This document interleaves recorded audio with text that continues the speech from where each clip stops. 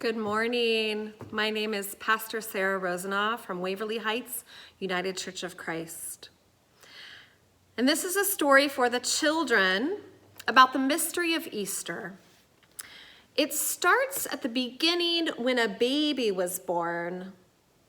Mother Mary was chosen as the mother of God, and a wordless baby was born the Word of God. And when the baby looked up into the faces of the parents, the cross was already there. And Mother Mary and Father Joseph loved that baby and gave him everything he needed to grow. Well, the baby grew up into a boy, and when Jesus was 12, he went with his parents to the city of Jerusalem for High Holy Days. And after the High Holy Days were celebrated, the people of Nazareth left together to march out of the gates of the city and back home. And while they were walking together, Mother Mary and Father Joseph realized Jesus was not there with them. They hurried to search for him everywhere. They went and looked down the streets, but they did not find him. And finally, they went back to the temple where they had had their celebration, and they found Jesus surrounded by all of the teachers. And the teachers were listening to him, and he was listening to the teachers. And the parents asked, "Why have you done this?" That's a question many parents ask. And Jesus said, "Well, this is my house." And Mary and Joseph didn't know what he meant, but they remembered. Jesus grew into a man. And when he was about 30 years old, he went down to the river Jordan with his cousin John. You can see his cousin John right here with the wild hair. And John was a wild man. And Jesus said to John, "Baptize me." And John pushed Jesus down into the dark and chaotic water. And when he came up, the people who were there on the banks of the river saw a light, and they saw what seemed like a dove come down over Jesus' head. And then they heard a voice that said, "This is my beloved child, in whom I am well pleased."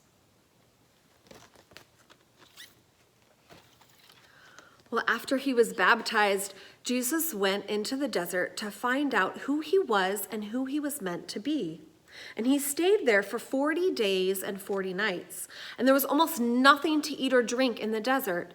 And one day he heard a voice that came to him and said, "Well, why don't you turn those stones into bread?" And Jesus said, "No, to be fully human, you need more than bread." And then the voice said, "Well, why don't you throw yourself off this cliff and see if the angels catch you?" And Jesus said, "No, we don't need to test God."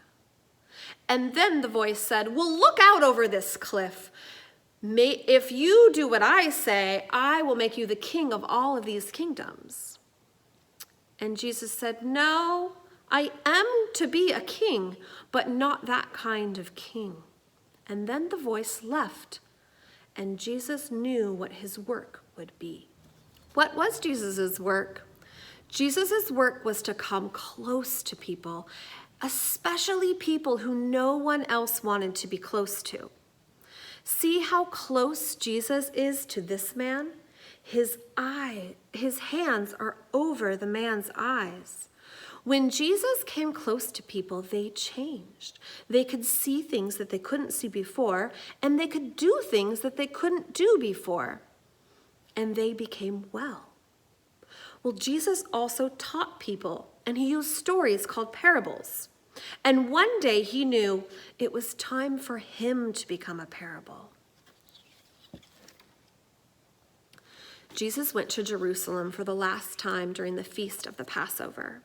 The city was full of people, and the people wanted Jesus to be their king, but they didn't know Jesus was going to be a different kind of king. Jesus came into the city not on a great white horse, but on a donkey that he had borrowed, and the people cheered. They cheered anyway because they wanted him to be their king. They laid palm branches at his feet, which was the sign of a king. On Thursday, Jesus gathered his friends in a house where there was an upper room, and they climbed up the steps into the upper room to have one last supper. And after they ate, Jesus did something very strange. He took the bread and he broke it and he gave it to them, and he said, "Anytime you eat bread like this, I will be with you." And then he took the cup and he blessed it, and he said, "Anytime you drink from a cup like this, I will be with you." And his friend said, "What does he mean? He's right here." Well, later that night, they went to the garden called Gethsemane, where Jesus wanted to pray. When he came back from the garden to rejoin his friends, Judas came and kissed him on the cheek. And this was a sign for the guards to take Jesus away into the dark night. The next day was Friday, and Jesus was taken outside the walls of the city of Jerusalem and crucified on a cross. And that afternoon, Jesus died, and the sky turned very dark. And after that, his friends came and they took his body down from the cross and they laid it in a cave. And they rolled a big, huge stone over the opening of the cave, almost like a door that was shutting. And the next day was Saturday, and it was very quiet. And then on Sunday, the women had the courage to go to the tomb. They were sad because Jesus had died on the cross, but they wanted to be very close to him and to remember him. When they got there, they saw that the stone had been rolled away and the tomb was empty.